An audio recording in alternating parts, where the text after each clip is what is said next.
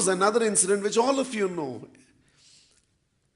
With all the arrears that were surrounding me, and I remember after my 4th semester where I had one more time failed in dynamics. And I had come home and my father asked me what happened to the results, and I said that I have failed in only one subject. I expected to fail in 2. And somehow a lot of things happened there. My father became emotional. He cried. I've never seen my father cry. A lot of people have advised me I should work hard, I should study well, I should aspire to come up in life. But nothing had any impact on me. But the day I saw him cry, in fact, I couldn't resist. And from that day to today, I ask this question to myself and to every youngster I meet. If you can't even make your parents feel proud, what is the use that you are born as a human being?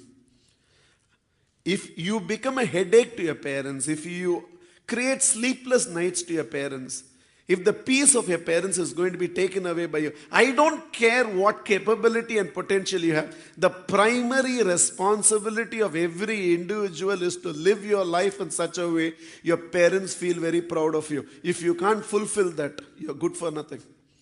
But it took me a lot of time to realize that. But when I saw him cry for the first time, I couldn't resist but ask this question: what is the use of your very birth if you cannot even bring joy to your parents? I wanted to do something in life, but I was not sure whether I can. I went to the terrace of my house, and for somebody whose life has been only filled with failures, I've never won a cup, I've never got a certificate, I've never gone up the dais to perform.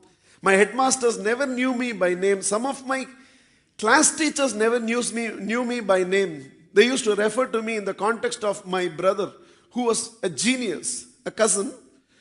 But because we grew in a joint family, we never knew these word cousins. So we used to call him as brother. So they used to always call me as, hey, Badri Tambi, Badri's brother. That's how they used to call. They never knew even my name.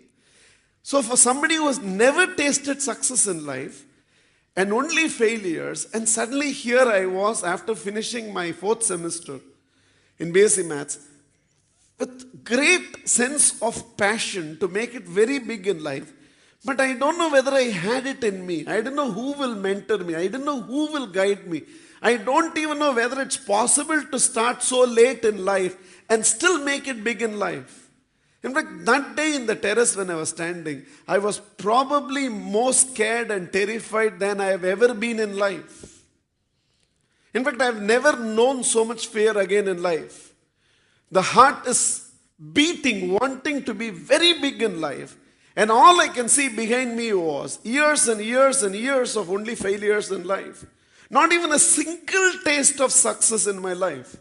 I don't even know what it is to be applauded because nobody has ever applauded me even once in life. And then when I was standing there in the terrace terrified, Rangarajan, right now the dean of XLRI, at that time he was doing his fellowship in Bangalore. Genius. Eccentrically genius. He's the guy who, when he had his interview in IIM, when they had asked him this question, shall we ask you many easy questions or one tough question? And he had a great explanation. Professors, they explain for everything. And he had a great explanation saying the probability of one question being difficult but easy for you is much greater than many questions being easy but difficult for you. It may be an easy question for the questioner, but it may be difficult for you. So I opted for one difficult question. And in the IIM interview, they asked him, which came into existence first, chicken or egg? He said, chicken. They said, explain your answer. He said, you said only one tough question. And that is how he got selected. In fact, that is how I learned interview is not knowledge assessment but personality assessment. They don't care whether you know the answer or not. They just want to know how you handle, with what personality, with what confidence, with what situational brilliance do you handle an interview. In fact, a confident, I don't know the answer, but if you want, I can find it, scores in an interview rather than a hesitant correct answer.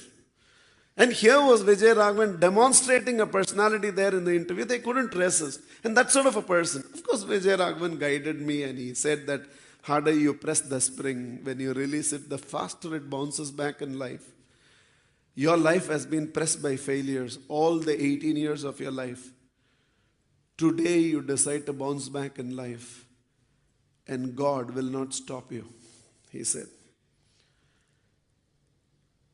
And I did something right for the first time in life.